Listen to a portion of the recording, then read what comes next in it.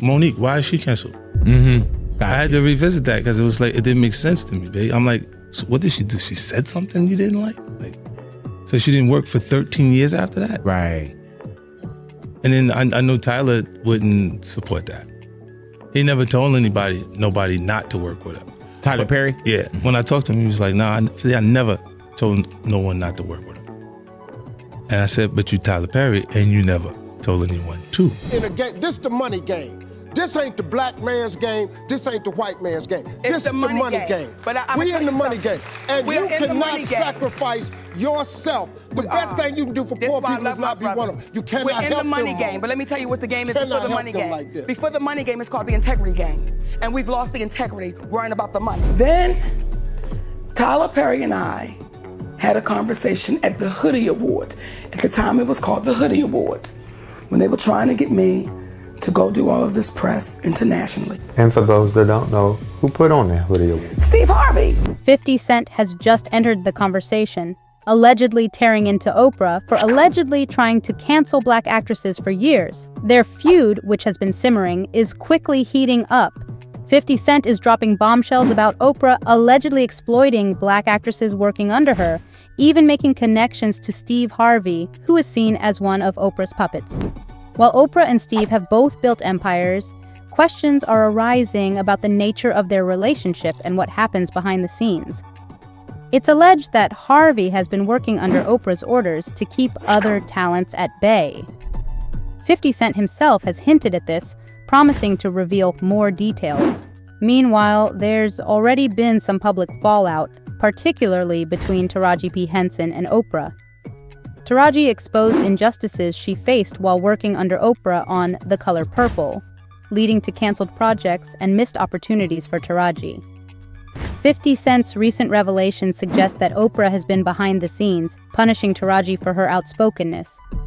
This situation has escalated into a hot mess. I'm just tired of working so hard, being gracious at what I do, getting paid a fraction of the cost.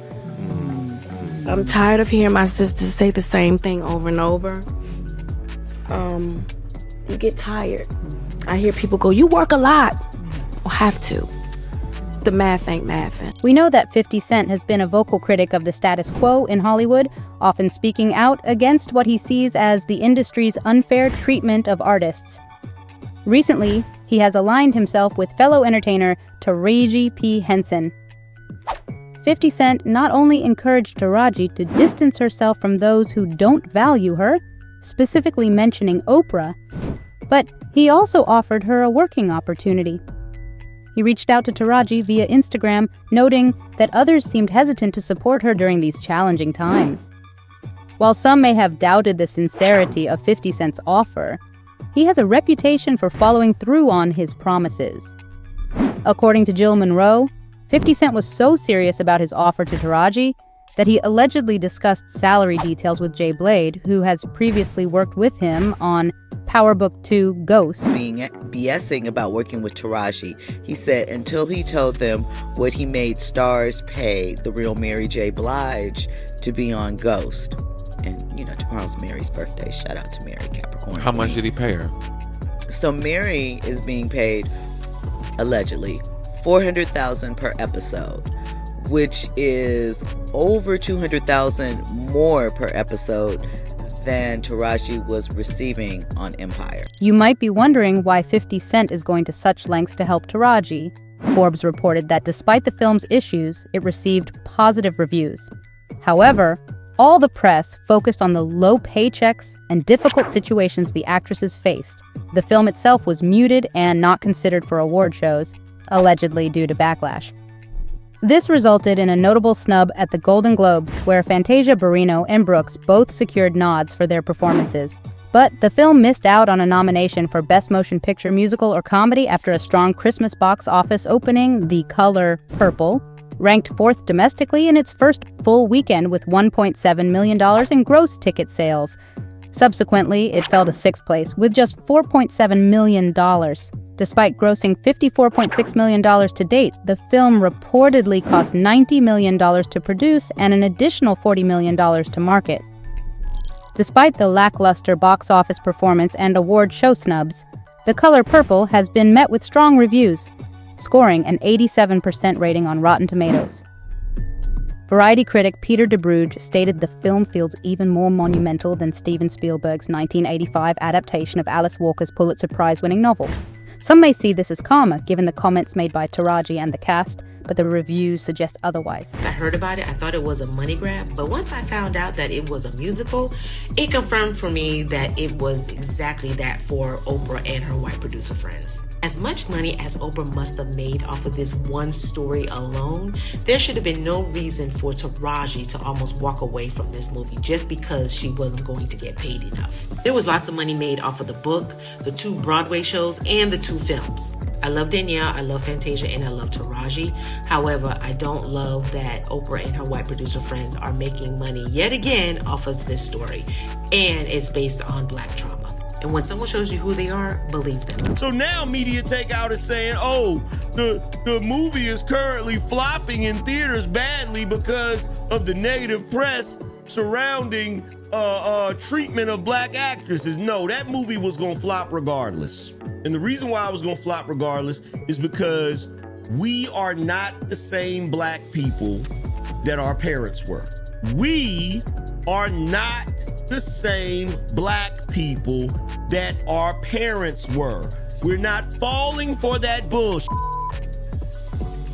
Okay? The old trope of, oh, the Black man ain't shit and he's oppressing Black women. It ain't gonna work in this day and age because we know better. The only people that's oppressing you is the studio that didn't want to give y'all no dressing room. And I don't even think that can be considered oppression because you still got paid. It's worth noting that during press interviews, celebrities often have to speak positively about their projects to compel audiences to watch. While Taraji P Henson and the cast did promote The Color Purple, the reality of behind-the-scenes issues may have contributed to why audiences didn't flock to see the film. Insiders have revealed that Oprah is allegedly seeking retribution against Taraji for the fallout. This is not surprising, as Oprah has a history of making situations about herself and not acknowledging her mistakes. This situation echoes the controversy with Monique. Taraji has shed light on how poorly Oprah treats celebrities working under her. In an interview with SAG-AFTRA, Taraji, as a Black woman, expressed the challenges she faces in securing roles and making projects successful, only to receive minimal compensation compared to the effort she puts in. In her vulnerable state, Taraji spilled the tea on how Oprah initially offered her an insulting salary amount. Taraji was prepared to walk out if her pay didn't increase significantly. She also disclosed that she hadn't seen a raise since 2018 when she starred in Proud Mary. Despite receiving numerous accolades, Taraji explained that due to her lack of power, she had to swallow her pride and endure a hit to her ego. It was tough because I had to check it every day on that set. I had to check it because it would rise up in me and I would... Henson expressed feeling disrespected and devalued by Oprah, whom she considered a mentor and friend. She alluded to being tired of the racism and gender biases in the industry. Her allegations sparked a huge controversy and backlash against Oprah, with many fans and celebrities expressing support for Henson. Taraji has been nominated for an Oscar, a Golden Globe, and several Emmys for her roles in films like The Curious Case of Benjamin Button, Hidden Figures, The Karate Kid, and TV shows like Empire and Person of Interest. The acclaimed actress indicated on the People Everyday podcast that she has even considered leaving the United States in the wake of all the injustices. She said, "I'm really considering getting up out of here, leaving and living in another country. That's something that comes with 50. You get tired of fighting. I'm tired."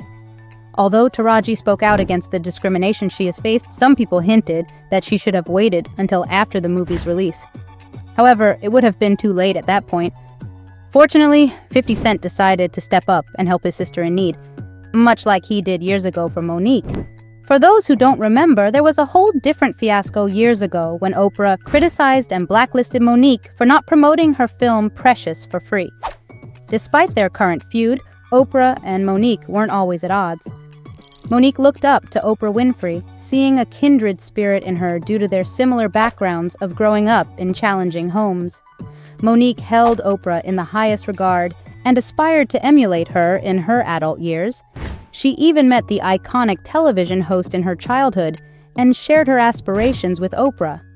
However, things took a turn when Precious achieved success, and Monique received an Oscar for her performance in 2010. An invitation was extended to Monique by Lee Daniels and Oprah to attend the Cannes Film Festival. However, Monique, who was finally getting a few days break after an extended period of work, respectfully declined the invitation at the last minute. Attending would have meant dropping everything to fly out to the event within a few days. And what she needed was to spend time with her family while she could. Mo revealed that promoting the movie at the film festival was not in her contract, and she wasn't being paid for it. So, she was left with a choice: work for free for a couple of days or spend the time with her family during her few days off. In an interview, Monique stated, "As I explained to Oprah Winfrey, I said, 'Oprah, I'm doing a talk show, I'm doing a comedy tour, I have a husband and I have babies, I have a little bit of downtime, and I'm going to take advantage of it. So I'm not going anywhere because I'm not obligated to go anywhere. I've done my part.'" They mutually agreed to disagree. Tyler Perry then attempted to persuade Monique to attend the festival to promote the movie, allegedly suggesting that she could earn $3 to $5 million in her next movie if she won an Oscar for Precious, but that would only happen if she promoted it at the festival. Monique responded that she needed to be paid for it, regardless of the potential future earnings. I said, what I cannot do, Tyler, is work for free. I've done what I was supposed to do. I cannot go overseas and do this for free, Tyler. So then he goes on about his spiel, I said, well, listen, you can write me the check for me to go overseas. I don't care where the money comes from, but I'm not going to do it for free. He says, well, I don't believe in giving money away for free. I said, I don't believe in working for free, so we're on the same page. Tensions escalated, and Monique found herself officially labeled as difficult to work with, marking the beginning of the downfall of her career. She was now officially blackballed or blacklisted in the industry. However, after some time passed, Monique revealed that director Lee Daniels had reached out and apologized for his part in her career's downfall. To her surprise, Tyler Perry also contacted her, admitting his wrongdoing and promising to make amends by offering her a more appropriate payment compared to the mere $50,000 she received for her role in Precious. Interestingly, Monique was not interested in money. All she wanted from Tyler Perry was for him to clear her name and set the record straight. However, after her request, she never heard from Perry again. Monique claims to have recorded Perry's apology and could release it at any moment if she chose to do so. Whether or not this recording exists remains unknown, but its potential release could stir up significant controversy. After some time, Monique received a call from her friend Oprah. Oprah revealed that she was planning to interview Monique's brother in an upcoming episode, despite knowing that this family member had mistreated Monique in the past. Oprah offered to cancel the interview if Monique was not comfortable with it, with the understanding that it would only feature her brother. Monique gave her blessing for the interview to proceed. However, during the commercial break, Monique was shocked to see not only her brother, but also her parents on the show. This was deeply upsetting for Monique, as her parents had caused her significant emotional pain. Monique felt that Oprah's actions were intentional, as if Oprah had orchestrated the situation to hurt her. Oprah Winfrey, you know what you need to do, and stop hiding behind what you call was negative comments, what you call, oh, I don't even deal with things like that, because what people are beginning to do is see you for who you are. Despite numerous red flags, Monique wanted to give Oprah a chance to explain herself. She tried every possible connection to get in touch with Oprah, but the elusive star had seemingly disappeared on her.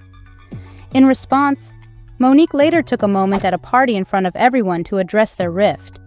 Oprah responded with what Monique considered to be lame excuses, claiming she was unaware that Monique's parents would be on the show.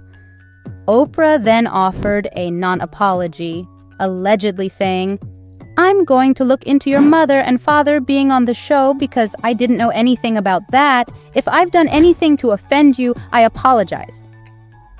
Interestingly, Oprah's ally, Steve Harvey, decided to criticize Monique for standing her ground against the status quo. While Monique was facing rejection from the industry, Harvey went on air insinuating that Monique had burned bridges herself by refusing to conform to Oprah's expectations. When I heard you go on the air and you said, "My sister done burnt too many bridges, and there's nothing I can do for her now." Steve, do you know how hurt I was? That's not all. Harvey made efforts to portray Monique as someone who holds onto grudges over trivial matters. He claimed that Monique had essentially destroyed her own career.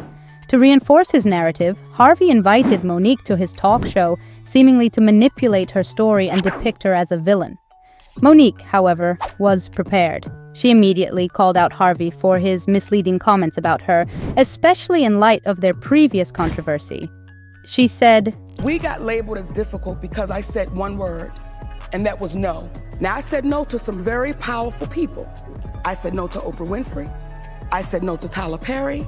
I said no to Lee Daniels, and I said no to Lionsgate. And the difficulty came in." Now, that wasn't the only thing Monique was upset about. She revealed in her discussion that Harvey had initially taken her side in private, but changed his stance when the cameras started rolling. When you called me with the morning show on the phone, I said to you, "Steve, my family is suffering behind this. And y'all know I did nothing wrong. Y'all know my husband did nothing wrong. But none of y'all in real time, was strong enough to go publicly and say, we can't throw our sister under the bus." Fast forward to 2018, Monique urged her fans to boycott Netflix for gender and racial bias.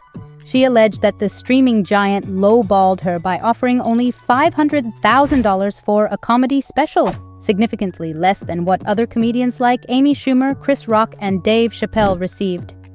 Harvey criticized Monique's boycott, claiming she never provided a clear call to action and was not specific about whether she wanted her fans to cancel their subscriptions or protest in some other way. This argument seemed weak and unfounded.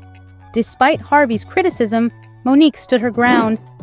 She maintained that everyone in the industry knew she had been treated unfairly, but that no one was willing to publicly support her. I'm going to then ask them, would they say it publicly, for the benefit of everybody, so you can get the release that you need. Then I'm going to ask you to tell these people and apologize for some bashing you done. I know you don't think you did none, but you did. And when everybody can come to that, then I think there's a chance for us to move. But none of y'all in real time was strong enough to go publicly and say, "We can't throw our sister under the bus." This was the moment when Harvey faltered and admitted that what had happened to Monique was wrong. Reluctantly, he acknowledged that Monique had been telling the truth all along and that she had indeed been blackballed. Surprisingly, Harvey turned against Oprah, his alleged mentor, and conceded that Oprah had treated Monique unfairly.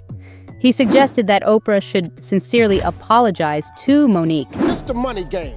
This ain't the black man's game. This ain't the white man's game. This the is the money game. But we in the money game. And We're you in the cannot money game. sacrifice yourself. The best thing you can do for This poor is why I people is love my not be brother. one of them. You We're cannot in help. For good measure, Steve slipped in a slight diss, insinuating that Monique didn't understand the workings of the industry because she allegedly felt so strongly about her racial identity. Essentially, Harvey was implying that Monique was being greedy and overly focused on calling out discrimination against black people, which he felt was casting a negative light on all of them. As you could guess, all the talk was just lip service as no one admitted fault, and in the end, Monique bore the brunt of it. Fans stood beside Monique, believing that Harvey was trying to undermine her in front of Oprah. They felt that Harvey's comments were akin to giving Monique slave advice on his show, publicly attempting to subjugate her. This is where 50 Cent stepped in. He came to Monique's defense when she was surrounded by people dead set on making it look like she was in the wrong. 50 Cent took to Instagram and praised Monique after seeing one of her stand-up shows, expressing his desire to work with her due to her rare talent. He also stated that he didn't believe in cancel culture and wanted to see Monique succeed on a bigger stage. Unlike Harvey, 50 Cent backed up his words with actions. He openly promoted Monique on his platforms to help her earn money in the long run. He also called for apologies from Perry and Winfrey, stating, "I'm sure Oprah Winfrey and Tyler Perry would not want to continue to allow their influence to damage a worldwide career, and this has gone on for way too long. So now would be a great time to apologize because I'm going to put her back on." But 50 Cent didn't stop at social media posts.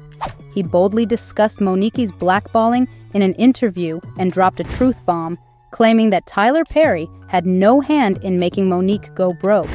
50's actions and words made it clear that he was firmly in Monique's corner. Monique, why is she canceled? I had to revisit that because it was like, it didn't make sense to me, babe. I'm like, so what did she do? She said something you didn't like? So she didn't work for 13 years after that? Right. And then I know Tyler wouldn't support that. He never told nobody not to work with her. Tyler Perry? Yeah. When I talked to him, he was like, nah, I never told no one not to work with her. And I said, but you Tyler Perry, and you never told anyone to work with her. Back in the day, TMZ caught up with Empire actor Terrence Howard, who worked closely with Lee Daniels on his hit Fox TV show and knew all three targets of Monique's criticism. Surprisingly, Howard allegedly took Monique's side.